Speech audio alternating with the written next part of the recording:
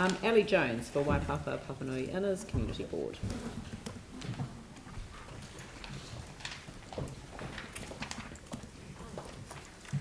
Hi everyone, we don't have a presentation and we will keep it brief. A lot of the things that we are going to mention are reiterations of what we've mentioned previously.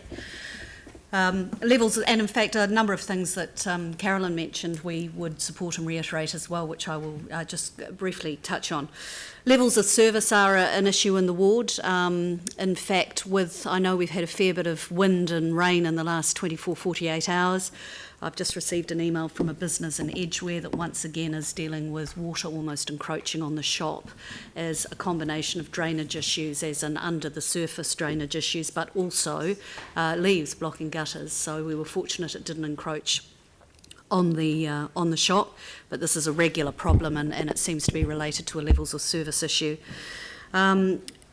We'd like to see improved amenity, however, regards levels of services in the ward around things like picnic tables and shade sails and parks. We're hearing that more and more from our community so that they can actually use the few spaces that they do have, particularly in the Richmond area. This has been an issue that we've been dealing with. We do support an increase in levels of service, but only if they can be achieved within the existing budgets.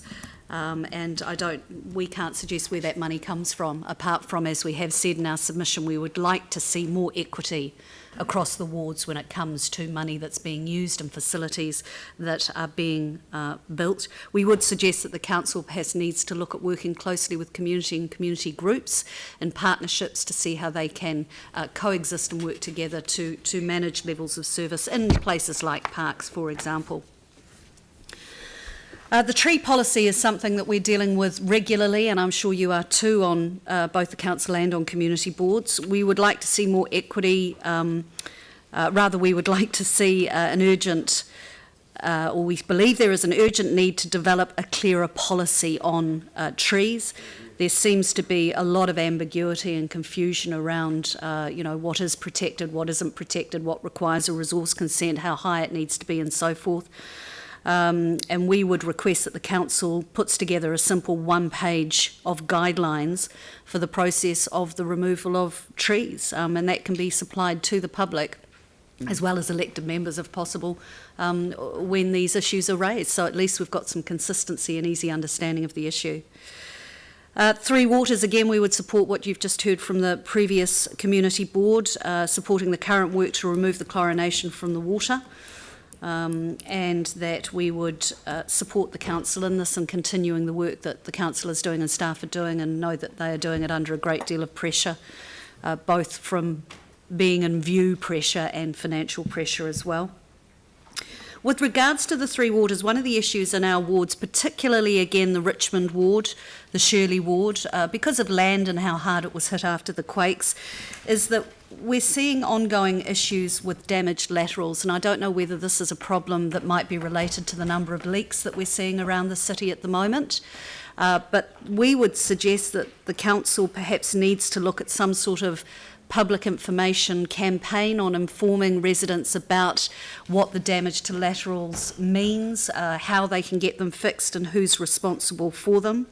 We have concerns about the security and quality of water that will be could be compromised by the ongoing damage or the lack of repairs to these laterals, both for drinking water and wastewater. As far as rates goes, the Waipapa Papanui-Innes Community Board supports the Council's efforts to stabilise and or reduce rates, but we feel that the Council also needs to concentrate on community wellbeing, health and safety. We're still seeing this in parts of our wards, as I'm sure you are too, especially those wards that continue to be hard hit and recovering from the earthquakes, who are still dealing with broken roads and still dealing with failed earthquake repairs and EQC and insurers. We suggest that the council could better manage residents' expectations in terms of big projects and levels of service and the impact of these on rates. You can't have your cake and eat it, we all know that. You have to cut your cloth accordingly. I can't think of a third one to use, but you get the gist. But, swimming pools. We have a local group that wants a swimming pool in our ward and they are prepared to drive that. We would support the ongoing match funding from the council for that, but even greater support for this group. When you look at the lack of swimming pools in the area and what has been lost, particularly in the central ward with Centennial, the Edgware pool, we believe as a board, could do with more support and encouragement to get this project moving. It is badly needed in the area, particularly with the ongoing delays with the metro. We are constantly getting calls, complaints, photographs, etc. with regards to roads, berms and pavements. Again, I know it's an issue citywide, but it is something that we've been talking about for probably close on 2 terms now. We are still not seeing the current level of repairs to get us ahead. The current level of repairs in our ward is 2%. It is not enough. Just to retain progress or to have progress, we need to have 6%. We are, in fact, going backwards. And this is increasingly wearing on people. So not only are they dealing with broken roads, bumpy roads, damaged cars, road cones and so forth, they are dealing with stuff not being done. Having said that, the board and staff have worked very hard and closely with the Richmond community, and we continue to do so in moving some of those road renewals ahead. And again, it's very hard to communicate this to the community because they are so tired, defensive, and I'm not being critical, I completely get it, defensive, and are sometimes looking for things to complain about, as we all do. So we are absolutely focused on improving things for this part of our ward particularly, but it is still not enough. And again, we would like to emphasise consistency and equity across the city wards with regards to footpaths and roads. We still don't believe that there is the visibility and transparency on the prioritisation. We are told there is a prioritisation on what should be fixed and when. However, some recent work very close to where I live saw a road being repaired when a road that is perpendicular to it, that has had lateral spreading in it now for 8 years, remains untouched. So there seems to be no consistency or visibility on the rationalisation and formula used for the prioritisation of our roads. And if we see that, if I see that as a resident, so does everyone else. Public transport, we support the current work in relation to public transport. The Papanui-Innes wards offer more opportunity to access NZTA subsidies. So priorities need to be given, in our opinion, to projects that offer a higher percentage of NZTA funding over projects elsewhere in the city. We would also suggest that the council needs to be more proactive, as well as also looking at funding, obviously. Looking at park and ride options. Increasingly people are parking their cars on the outer or on the edge of the inner city and either lime scootering in or walking in or finding another way in. I don't think at this stage, or the board doesn't think at this stage, that we are supporting that enough, particularly in our ward with what's going to be happening with traffic coming in from the north into the St Albans Cranford area. If we had looked at park and ride somewhere around there, we could have possibly reduced the amount of traffic that is then going to travel through those residential areas in Cranford Street. This is currently out for consultation, so we are looking at all of those. We understand why Makariri is looking at park and ride, but I also believe there is no funding in their plan for that at this stage. There is some in there now? Oh, they've moved it forward. Marvellous. That's the best news I've had today. Right. But we also do need to look at this on the peripheries of our suburbs before we get into the inner city. I mean, it's clear that people are thinking in those terms by the fact that they're parking on the outskirts and walking or liming. So let's take advantage of that and provide some space for them to park or do the lime scootery thing from the edge of the suburb. There are some issues in the ward around safety and we would like funding brought forward for the Northern Line cycleway, the completion of it, if Kiwi Rail are in fact ready to proceed there. The board wants the section between Tuckers Road and Sturrocks Road brought forward and sees this small section as a priority over the rest of that cycleway. That's really key in our ward. We also consider that line item 12692, Belfast Park Plan Change 43, the cycle pedestrian rail crossing funding needs to be brought forward. This is again to facilitate safety for residents, and that has actually been raised directly with us by residents in the area. Along with funding, we totally support what you just heard from Carolyn's board as well. We recommend that the council review the Strengthening Communities funding formula for 2019-2022 electoral term and increase the funding pot to reflect inflation. We'd like to reiterate again the need for consistency and equity across city wards. And again, as I've said, we would also like to voice our continuing support for the 1.25 million match funding confirmed for Edgware in the 2018-28 long-term plan. There was a mention of, where's the glycoside? I can never say that word. Glyphosate, yeah. We would like to support or suggest that there be a public information campaign along the lines of what Carolyn mentioned as well. You know, we aren't going to have bowling greens anymore, and again, you can't have your cake and eat it. You've got to be able to put up with some weed. But I think it's just about communicating that to people. Now, that came in, hasn't it? Oh, right. Yeah, so the other issue too in our ward is the 10 Shirley Road site, and we have been doing or undertaking some community conversations and engagements on this for the last 6 years. It is true that there have been changes in the area with new facilities setting up, and those facilities are well used. In fact, one is completely chocker.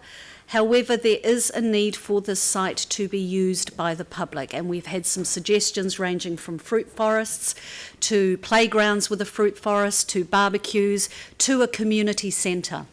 So we need to have money put aside that enables us to act nimbly and be flexible around this, because we cannot spend another 3 or 6 years looking for money and going through all the processes once something is decided. So we need that money there earmarked. One suggestion that's come from the public is that we put a city council facility there, such as a library. And what that would do is mean that it is community run. It would take it out of the palms where it currently is, for example, at the moment, and it would ensure foot traffic. There are schools right there as well. So that's one suggestion that's come from the community, and I think personally, and we haven't talked about it around the board, but it has been brought to the board, one that we need to look at. So there are a lot of options for that piece of land, and we would encourage there to be funding for a development of some sort on that land. And that's about it, really. Thank you, Ellie. Just a couple of questions. I know it's outside my ward, it's not too far away, but I'm pretty concerned about the roundabout corner of Laguna Gardens and Palm Drive, which is collapsing. The big palm tree with the structures collapsing, and is your board... That is like a long episodic program on Netflix, that bloody thing. I tell you, that first came to us 6 years ago? 16 years ago. A long time ago. Can I suggest that we will follow that up again with staff and communicate directly with you, because yes, it's on the tracker, but it just seems to have got stuck. All right, and I had another one over, you've mentioned equity a lot. Yep. Sprayed in Cashmere talked about that as applying to the uniform annual general charge. Would you take that view as well? That's something that we haven't discussed. The equity issue that we've talked about around the board is primarily around the budgets, the annual plan, the long-term plan funding, and some of the facilities that are being approved in parts of the city. So I can't comment on that because we haven't had that conversation around the board yet. All right, David, did you have your hand up? Yeah. Oh, sure. Thank you. Thanks, Ellie. Thank you. I'm just thinking about the parks, and you've mentioned that a lot in maintenance and stuff. Has your board thought of any creative ways that we, as a city, could manage this situation? Well, the only one really is partnering with community and looking at how we can do that, but we are aware of some issues around health and safety and managing that. But the board feels that shouldn't put us off investigating some of those partnerships. We already have a very proactive population, as a number of wards do, and we often see people clearing up, tidying up around, not roundabouts, you don't want your residents standing on a busy roundabout, but we think that it needs to be looked at, and we shouldn't be overly concerned about health and safety to put us off having that conversation. Yeah, we've got a number of community gardens in our wards, and so, That's a park, yeah. a community-run park, Yeah. so we have got a Yeah. living example of how it can work. Yeah. It would be great if you could bring some of those examples, say to the, the chairperson's meetings and have share that, because I think there is, particularly at our way, we've got so much green space, we're going to have to find some really Okay. creative ways to deal with it. All right, well, It we'll would be do. great to share those ideas if you get an Alrighty, opportunity. I'll do that. Thanks, Anne. Thanks. Okay, David? Thanks, Ellie. Look, I note in your report that you've done a survey. 64% are dissatisfied with roading in your ward. And then you go on to say that the current level of repairs is 2% and suggest that 6% is required. So where did you get the 6% from? And does that... That came in a report from Roading when we, and I'm pretty sure everyone's got it, yeah. Customer satisfaction survey. So what happened was the survey was done, but in response to the dissatisfaction level, I think those percentages were pulled out by staff in order to communicate where we're at with repairs, and that 2% is where we're at. The 6% would keep us at an even keel, and we're way below that, so actually we're going backwards. But yes, those stats came from staff as part of responding to the dissatisfaction and the customer satisfaction survey. So your board then is supportive of an increase in roading repairs and prioritisation of repairs? Yes, they are, but interestingly, the board, and this was a majority position, but not my personal position, is that there wasn't a desire to increase rates or to, find money other ways, if I can put it that way, in order to fund that. Now, I'm personally of the position that if you need the money, you have to find the money somehow. You can't have your cake and eat it. So I don't know how we rationalise those two things, David, but yeah. No, it certainly seems to be a high focus for your community, though. Yeah, it is. It's a very high focus. So I've got Jimmy, then Phil. Thank you, Mayor. One question, okay? You particularly emphasize, the facility network plan from the long-term plan not ready to fit into the annual plan, and also feel information would not have been invaluable to have accompany your submission. My question is, because this the report not yet come out from council, why you thought this information invaluable? You consider it's a timing or consider report? Because I think it would have been important as a document to inform us in a more definite way that the positions that we've taken on facilities and what we see as a lack of equity has basically come off the LTP and AP documents, whereas the facilities plan had a bit more detail in it with regards to what's going in, what's proposed and when, and some of the costs. So it just would have given us some more information, Jimmy. Yeah. Okay, thank you. Phil? Thanks, Ellie. I'm just going to ask you about the issue of laterals, particularly the wastewater laterals in your area, and wanting to encourage council to encourage residents to have them repaired. Agree entirely, and you may be or may not be aware that in fact this has been a strong issue at the Infrastructure, Transport and Environment Committee, and I'm just wondering perhaps if a report from that committee at times might be useful to inform your board, so that in fact it is, the work being done is clear. But the other part too, of course, in terms of addressing that, would be you'll be aware that EQC now have changed their policy so that in fact when there's evidence that in fact a lateral is damaged, that in fact EQC would pay for the repair of that. But are you also really saying, look, that the board would be as happy to be like an advocate for those people? Well, I think we're all part of those communication channels, Phil, and I think that if through council, and I don't know at what level, whether it's at ITI level or from a staff level, I don't know, but certainly I think, and this should happen more anyway in my opinion, that the community boards should be being not necessarily an advocate but a facilitator, if you like, for the communities. We have the Facebook pages, we have the links, we have the residents associations, so I think it's a relationship thing, and I think if we're all on the same page and we're promoting the information that EQC is promoting, etc., we can all work together to try and get it done. But the issue is it's an ongoing problem, and it may in fact, you guys will know more than me being on ITI, but it may in fact be contributing to the issues around leaks in the city as well. We need to get them fixed. It's been a long time that they've sat there now, badly damaged. I'm speaking to the entirely. converter. Yeah, right. Thanks. Oh, thank you very much. Thank you. Much appreciated. Again, all the effort that's gone into the submission. Thank you. Thank you. Thanks for listening.